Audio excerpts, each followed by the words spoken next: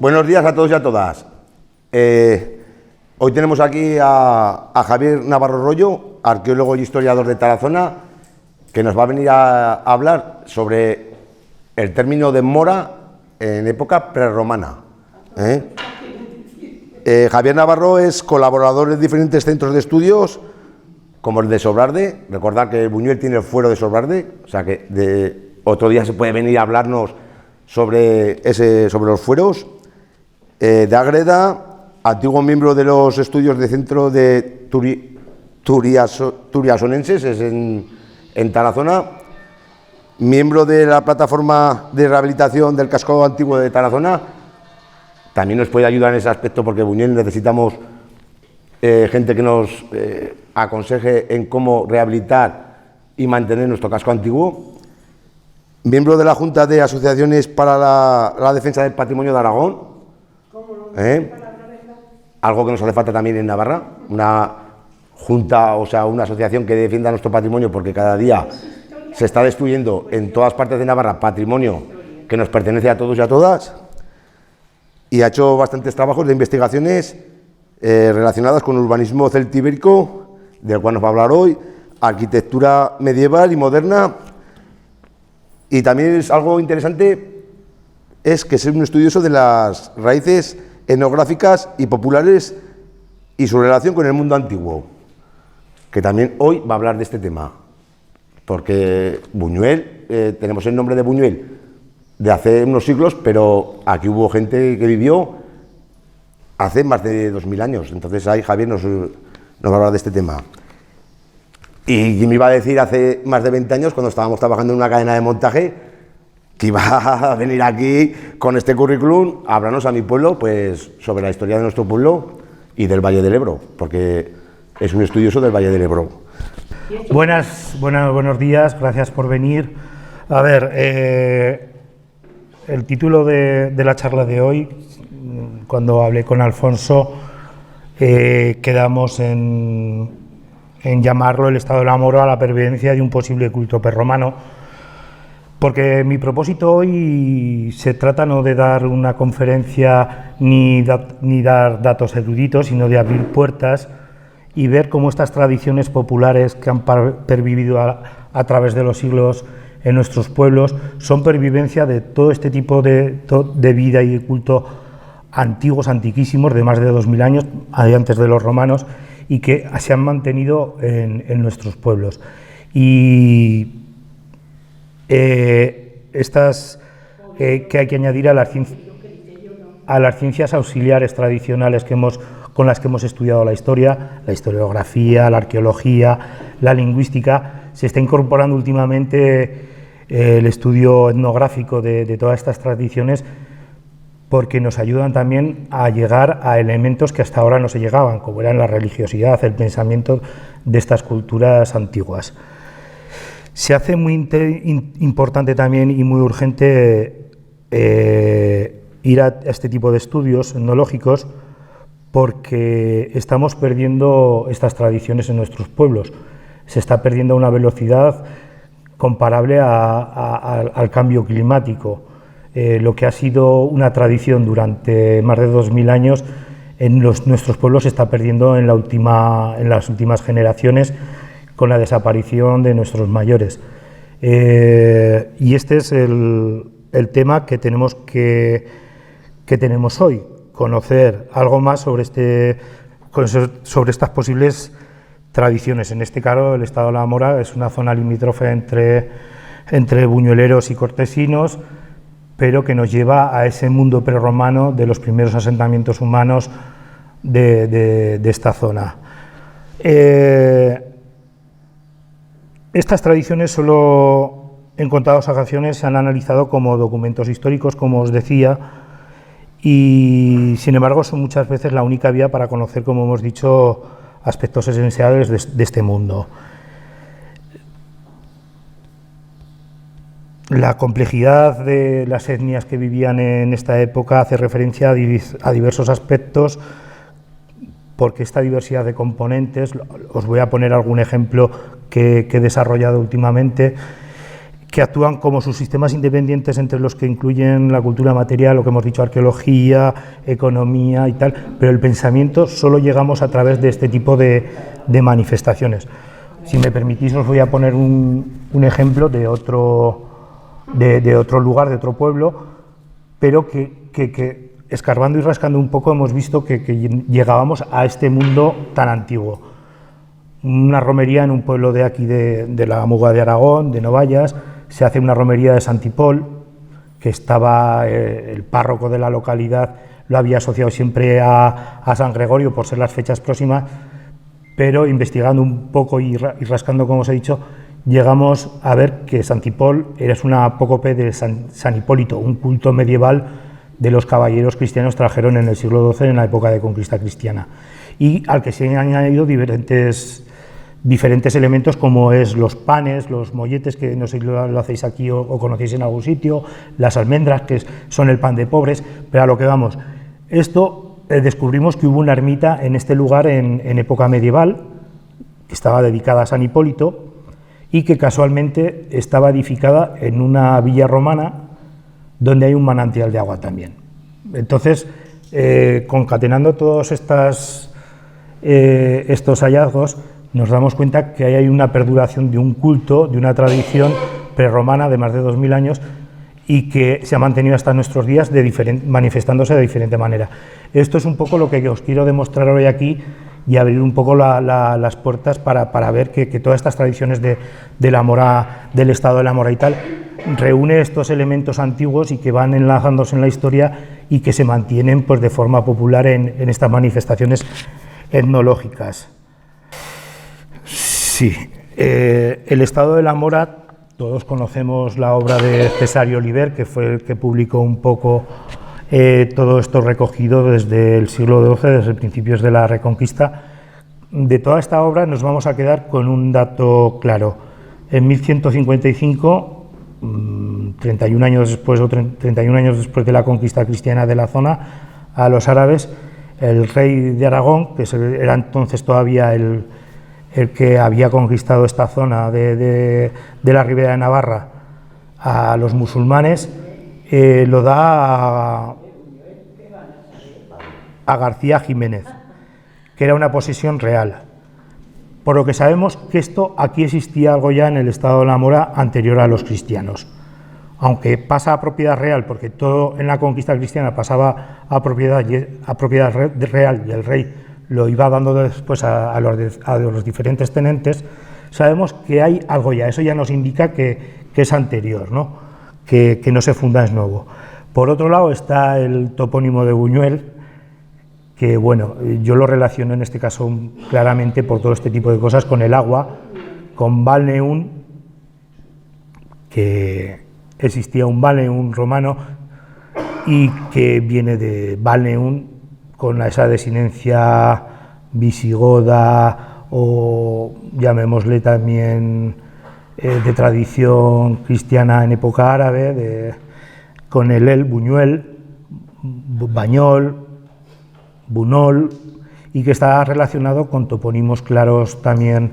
con Baño, como es el Buñol y el Rafa Buñol en Valencia, y otros que hay en Castilla que son también buñueles. Lo vamos a dejar aquí porque tampoco vamos a hacer un debate filológico, simplemente dejar claro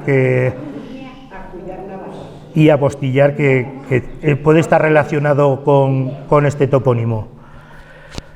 La fundación de Buñuel también sabemos por el fuero del Sobrarbe o fuero de Tudela, como diría Luis María Marina, historiador de Tudela. Son fueros que vienen de la tradición navarro-aragonesa del Pirineo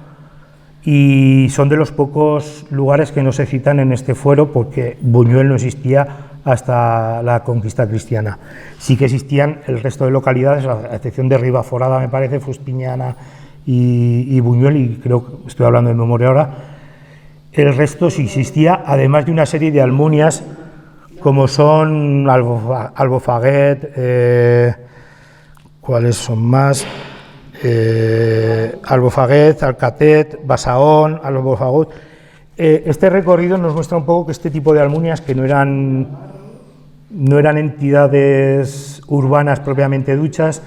están desarrolladas entre Abritas y Buñuel y Fontellas, porque en Fontellas ya empieza Mosqueruela, Fontellas, Tudela, Tutela, está relacionada con este culto también a la salus y al culto del agua también, del agua del Ebro, y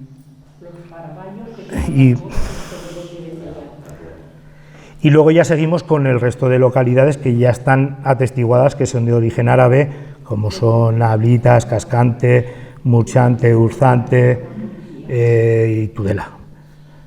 Pero ¿qué había antes de esto de época árabe? Ya hemos visto cómo va un poco la evolución urbana, porque básicamente de la zona los núcleos urbanos son de origen árabe, a excepción de posiblemente de Tudela y de Cascante y de Tarazona seguro, que son de origen celtibérico, pero en esa transición del mundo romano al árabe vemos la evolución y el surgimiento de todos estos núcleos.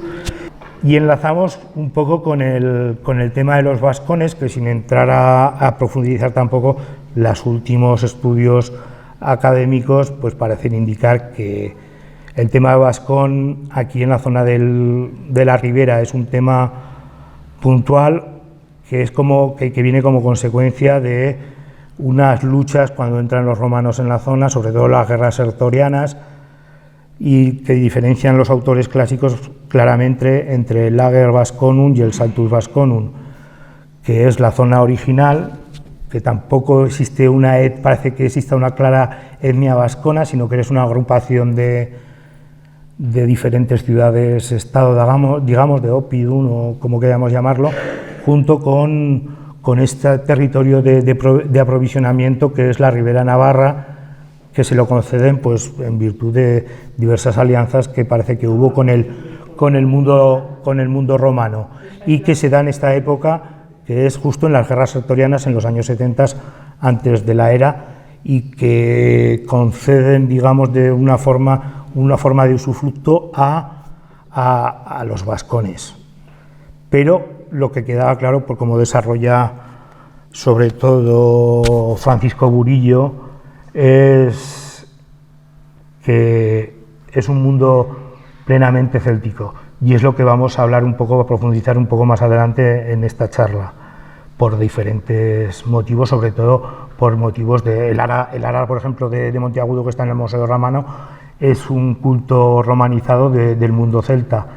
Hemos estado hablando ahora mismo en la calle de diferentes topónimos que nos indican que esto es un mundo totalmente celta. Está los términos de ambas aguas, entre ambas aguas, la raíz amba, ambel, por ejemplo, significa agua en celta. Tenemos también, vale, pues hay diversos canta, que estábamos hablando de Cantalobos, que canta, que está relacionado también, puede estar relacionado con cascante, según como proponen algunos autores, que no sería cascante, sino cascanta, que va con el sufijo canta también, que significa también roca, piedra, y que es celtíbero. La cuestión vascona es un momento muy concreto de la historia y tiene que ver con la romanización, pero es un mundo totalmente celta. También tenemos diferentes necrópolis en Castejón, en Arguedas y en esta zona del Valle del Ebro, que nos dice que son necrópolis celtibéricas. Entonces, creo que queda fuera de toda duda que estamos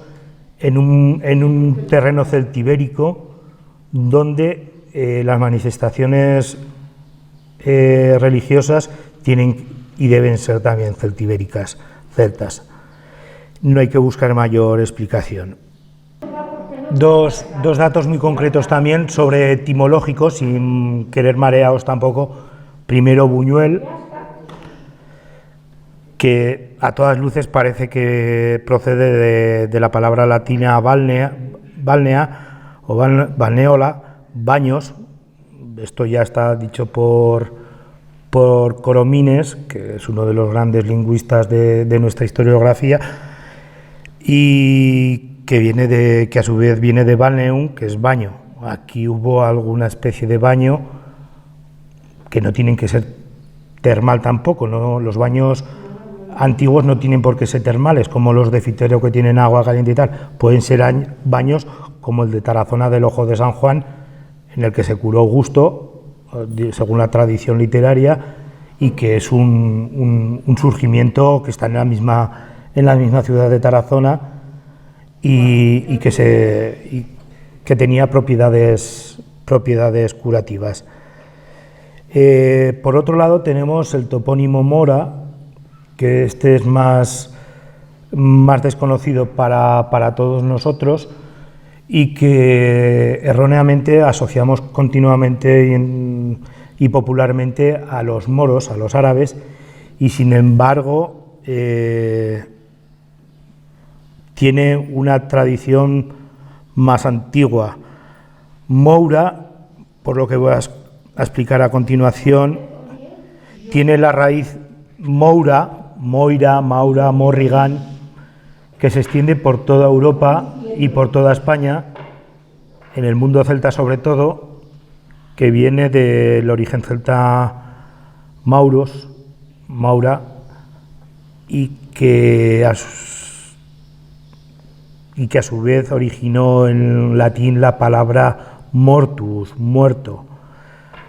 pero que está relacionado también en el mundo celta con todo este mundo, estas ninfas acuáticas que eran, digamos, la representación de la vida, el curso de agua como la vida, el agua como vida, y que eran seres fantásticos y que estaban relacionados y que estaban en relación entre los dos mundos, entre la vida y la muerte, y que en España está muy relacionado con muchos topónimos de moras encantadas. Aquí no lo tenemos, nos falta el adjetivo encantada, porque ya sería entonces de libro la relación con este mundo, pero que tienen que ver con estos seres fantásticos que son las mouras, las sanas, las lamias vascas, que tiene que ver todo esto y que a su vez viene del mundo neolítico de las diosas madres, la diosa colibrí, todo esto que son cultos muy que se pierden en la noche de los tiempos relacionados con la naturaleza. Relacionado con esto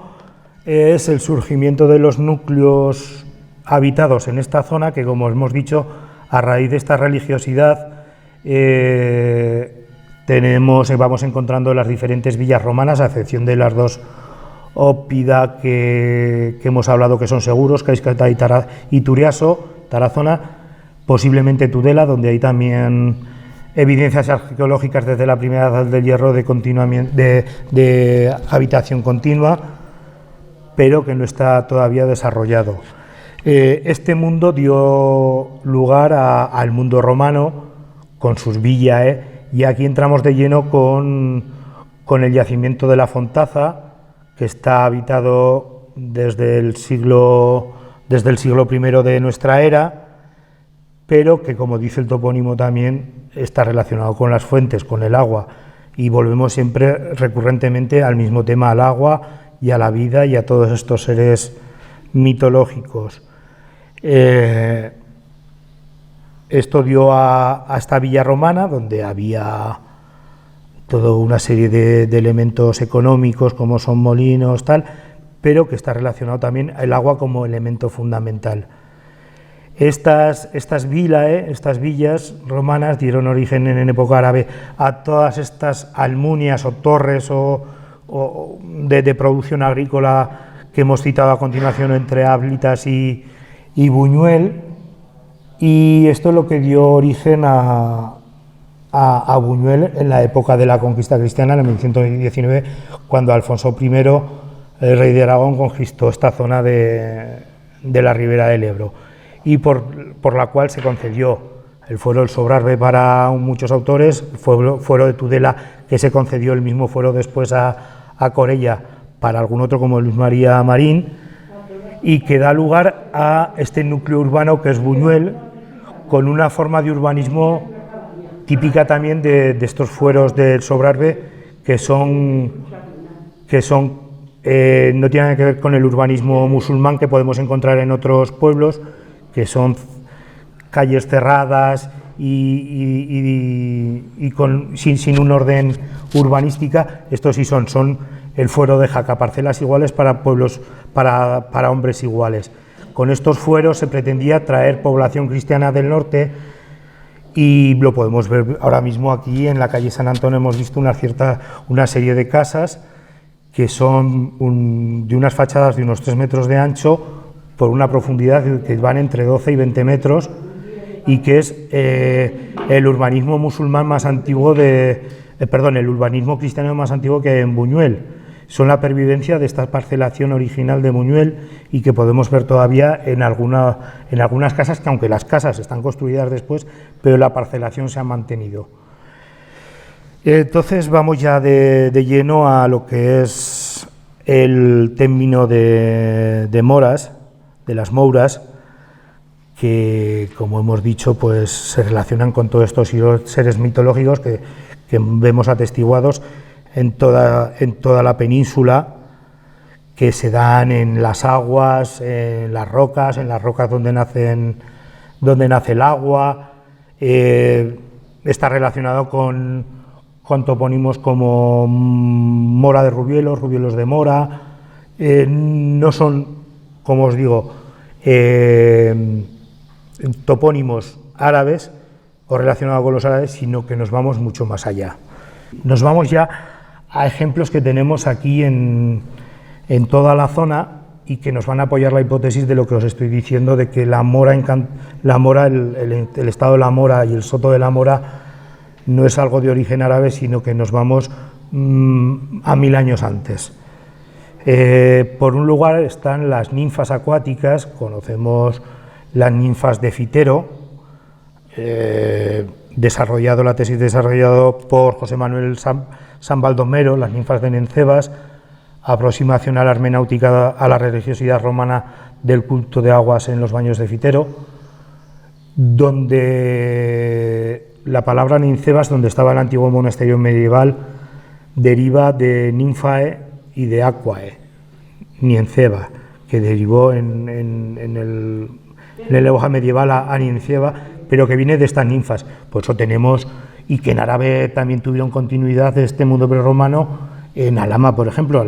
Alhama, que es también lo mismo, que Alhama tiene el mismo significado que Buñuel. Alhama es baño, como Buñuel es baño en latín, es el mismo significado. Los baños con propiedades sanatorias, ¿no? Tenemos el famoso episodio de curación de Augusto en Tarazona, en el Ojo de San Juan, donde parece ser que, según el profesor Beltrán de la Universidad de Zaragoza, se curó también en unas aguas frías, que son las del Ojo de San Juan, que están encima, curiosamente, de las piscinas de Tarazona, que se construyeron, curiosamente, en la pieza del baño, que se conocía esa finca en el siglo XIV-XV, y que había unos baños ahí ya antiquísimos, en época medieval. Y es lo mismo, la curación del propio Augusto, de César Augusto, en Tarazona, en Turiaso. Pero si nos vamos también investigando un poco más allá, tenemos también el Ojo de Albeta, que también está relacionado con estos episodios de curaciones, donde se encontraron esbotos de época romana, donde en un ojo también en un surgimiento de agua que hay en Albeta, se curaban los romanos también y los celtíberos y toda esta población que vivía aquí. Pero que tenemos también, que es lo más, quizá más claro, y que tenemos constancia todavía en la Edad Media, en la acequia de la acequia de Nahón, que es una acequia que surge, que nace en el Azud del Rastrillo, que pensábamos que era árabe, y sin embargo, pues estudiando vimos que es la acequia que abastecía de agua a la presa romana de Cascante, o sea que era anterior, y que da la casualidad que pasaba por el monte Itura de Monteagudo, ahora sabemos, a través de, sobre todo de estudios como Villar y Jordán, que Carlos Jordán Cólera, que Itura es un préstamo que hizo el celtibérico al vasco y que significa lo que significa en vasco, fuente. El monte Itura es el monte de la fuente, es el monte por donde pasa esta acequia que sale en Novallas, que abastecía la presa romana de Cascante y en cuya orilla se estableció en la época medieval el monasterio que existe actualmente agustino en Monteagudo, y que en la Edad Media iban a curarse a una gruta que tenía la iglesia de este monasterio, una gruta que tenía con un surgimiento de agua, y donde la gente iba a curarse de sus dolencias y de sus problemas físicos. Volvemos a retomar el tema de las propiedades curativas de estas aguas que vienen de esta época tan ancestral,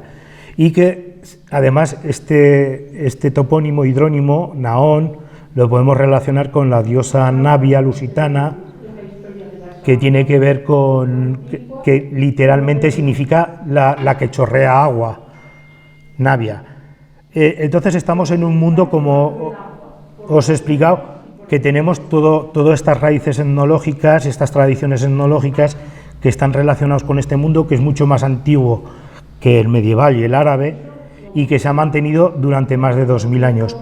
Y de aquí vamos directamente al estado de la Mora, que es cuando empecé a hablar hace unos meses con Alfonso, que me comentó que estaban haciendo unas excavaciones. Dije, joder, tiene que ver con todo esto, que es este mundo céltico, en un mundo muy celtiberizado, de la Celtiberia, de la tribu de los lusones, quizás de la tribu innominada que hablaba Francisco Burillo, pero que es plenamente celta y que tiene que ver con todos estos cultos a los lugares sagrados, que no necesariamente... El mundo celta no tenía templos, eran lugares sagrados, espacios abiertos naturales, como hemos dicho, las aguas de los ríos, los arroyos, las fuentes, las rocas, los bosques, y el estado de la Mora, yo creo que hay que apostar por continuar investigando todo esto que os estoy comentando hoy, porque tiene todas las características para llevarla a esa época. Entonces, un poco los que os quería comentar eran estos datos, y ahora quería hacer esto más participativo, a ver que me comentáis si conocéis historias de mujeres encantadas, doncellas, o todo esto que hay aquí en Buñuel, y qué es lo que se hacía en el estado de la Mora antes, si había romerías, si había algún tipo de cosas, porque es básico el estudio de la etnografía, de estos elementos etnográficos, es básico para estudiar parte de esta historia antigua del pensamiento y la religiosidad. No sé si me podéis ayudar en algo y empezar con todo esto, ¿sí, Alfonso? Pues Javier ha terminado más o menos su exposición, y yo he estado recopilando unos pocos datos sobre lo que ha ido hablando Javier, y ha nombrado una romería. Hay datos de una romería en Buñuel a Mora, pero esos datos yo los que tengo son por derechos de caza y leña. Luego tenemos también restos íberos, esos sí que han salido, porque ha salido cerámica íbera y una moneda, pero se conservó en tan mal estado que aún no sabemos bien exactamente a qué ceca puede ser. Sobre los manantiales de agua, hay gente de la asociación que ha estado mirando eso. En el mismo yacimiento hay hasta 3 manantiales de agua, ¿no? O sea, que lo rodeaban el yacimiento. Sobre una ermita, el otro día saqué yo del Archivo General de Navarra que en la torre de Mora, que es ese término, la torre de Mora, hubo una ermita, pero sin más, tampoco especifica nada más, sobre que hubo una ermita y una parada. Una parada que yo deduzco que puede ser como César Oliver tenía la teoría de que sí, puede ser. César Oliver tenía la teoría de que había un ramal de la calzada romana que recorría la orilla del Ebro.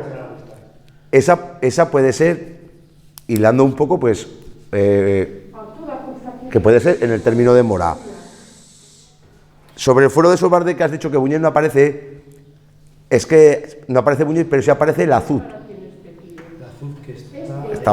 Había dos azudes, uno que era lo que llamamos los Pedretes, que está muy cerca de Mora, y otro azud, población, azud con castillo, que era lo que es Pestriz. Esa es una de las armonías que menciona el Sí, foro de claro, entonces puede ser que no se llamara Buñuel, pero sí que se llamara el pueblo Azud, y que englobara todo este término. Sí, está muy cerca, está cerquica. Eso era una armonía. Sí, puede ser. Y yo, pues creo, además creo de verdad, en la teoría de César Oliver, que la calzada romana, el ramal, pasaba por el ramal del Ebro, que llaman, pasaba por lo que es el término de Mora y venía por nuestro pueblo hasta el Azud, que es lo que es la finca de Pestriz, que era un poblado, y puede ser que Buñuel no apareciera en el foro de Sobrarde, pero así que apareciera el Azud, que englobara Buñuel también. Y nada, Javier, es más que nada eso, si puede tener alguna relación todo lo que te he estado nombrando con la Mora. Yo creo que todo nos lleva a lo mismo, a estos orígenes que siempre tenían que estar sancionados con esta autoridad religiosa de cultos, porque era que la naturaleza fue siempre el primer punto de contacto entre el hombre y la divinidad, y ahí establecían, cerca de todos estos sitios sagrados, establecían su vivienda, o su vivienda estaba cerca de sitios que consideraban religiosos, que son los nemeton. Pues eso, que esto es lo que se llama en el mundo celtibérico o celta nemeton, que es lugares sagrados de carácter natural y que se fue difuminando poco a poco y solapando con cultos cristianos y con otro tipo de elementos etnológicos. Os explicaba al principio, Santipol, por ejemplo, en Novayas, que se va solapando un lugar que es de época romana, donde hay agua, se va solapando, y que, como estoy diciendo, estos nemeton, estos lugares sagrados de carácter natural, no dejan rastro arqueológico a no ser de cazoletas, canalillos, muy poca cosa, o algún esboto, que puede ser una moneda, pero no deja tampoco mucha evidencia arqueológica. Por eso he incidido antes tanto de recuperar todo este material etnográfico para estudiar y aproximarnos a este mundo y al pensamiento de esta época, porque ahora no tenemos otro tipo de evidencias que estas, porque no vamos a encontrar evidencias ni escritas ni arqueológicas. Estamos hablando de este tipo de cosas que son espacios sagrados. O sí, es que es difícil. Tampoco podemos decir ni atestiguar claramente, definitivamente, que Mora venga de Moura. Pero si es que las evidencias, lo que estoy diciendo, toponimia prerromana tenemos, ambas aguas, Cantalobo, tal. Tenemos evidencias en los alrededores de culto a ninfas acuáticas, que son las mouras, las ninfas. Tenemos mundo celtibérico, tenemos todo esto atestiguado. Entonces, si es blanco y acecua, pues parece ser que será un pato, ¿no? Pues esto es lo mismo. No, es la única forma que tenemos de aproximarnos a esta época. Pero bueno,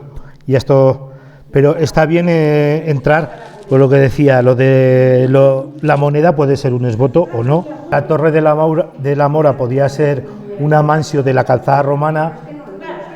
que es la vía zastúrica per Cántabra Casa Augusta, que venía por el camino de los romanos, que iba hasta Ablitas, de Ablitas a Cascante. Posiblemente existiera el ramal. Tenemos que tener en cuenta que nosotros hablamos de calzadas digamos de las autopistas de entonces, en las que están mencionadas en los itinerarios, en el Ravenate básicamente, y en los itinerarios de Antonino, que están escritos en el siglo III, pero que existían más caminos, por supuesto. Tenían que comunicar no solo los grandes municipios romanos, sino también las vilae, que son las vías secundarias, las vías vequinales, que no son vías principales, pero que existiría también, claro. Está diciendo que hay otros yacimientos perdidos donde aparece cerámica. Sí, te voy a dar unos datos en Buñuel. Yo de épocas prerromanas, algo que no he estudiado mucho ni he investigado mucho, pero sí sé que hay otros yacimientos como puede ser Monte Alcalde, también el Monte La Noguera, que en los años... Monte La Noguera, muy cerca del yacimiento de Mora, que en los años 40, pues para hacer adobas sacaron también de la época de hierro. Sí, o sea, puede ser que en 2 kilómetros cuadrados tengas ahí, y en todos, perdona Javier, en todos hay fuentes de aguas antiguas, o sea, manantiales de agua antigua. Se van añadiendo todos estos elementos que se van superponiendo a través de las diferentes culturas que van pasando, romanos, visigodos, árabes y después cristiano, y que a lo mejor esto nos hace pensar en otras, pero son realmente elementos que tienen más de 2000 años y que no debemos dejar caer en el olvido, y sobre todo, muy importante, recoger todo este tipo de tradiciones, porque estas tradiciones con la globalización se están acabando y ya habrá tiempo de ponerlas y de estudiarlas, pero lo más importante es recoger todo este tipo de tradiciones populares, de etnografía, porque nos habla y nos dice mucho de los orígenes de una zona poblada desde hace más de 2000 años y que tiene este tipo de elementos que nos hace pensar que hubo un tipo de pensamiento y nos hace llevar a pensar que está relacionado con los celtíberos de la zona, en concreto con los lusones, ¿no?, que es la tribu que habitaba al norte del Moncayo, entre el Ebro y el Moncayo, y que fue rápidamente conquistada por los romanos, no como la otra parte de Soria, de Numancia, que tardaron más de un siglo en conquistarlo después. Pero bueno, básicamente esto es lo que quería compartir con vosotros y sobre todo recoger algo de información. No sé si tenéis algún tipo más de información que me podáis dar, y si no, pues gracias por venir y continuaremos haciendo y trabajando con cosas de aquí de Buñuel, porque han surgido cosas, como os he dicho, que he visto que no conocía, que es el parcelario de Burgos de Repoblación de las primeras edificaciones que hubo, que se conserva todavía. He visto en la calle San Antón todavía parcelas de este fuero del Sobrerbe, que son modelos copiados del fuero Jaques, que fue el primero, y como os he dicho, eran parcelas iguales para hombres iguales. Les daban una parcela en el núcleo urbano que creaban, y luego el rey además les daba tierras para cultivar. Bueno, pues eso es todo. Muchas gracias y vamos a continuar.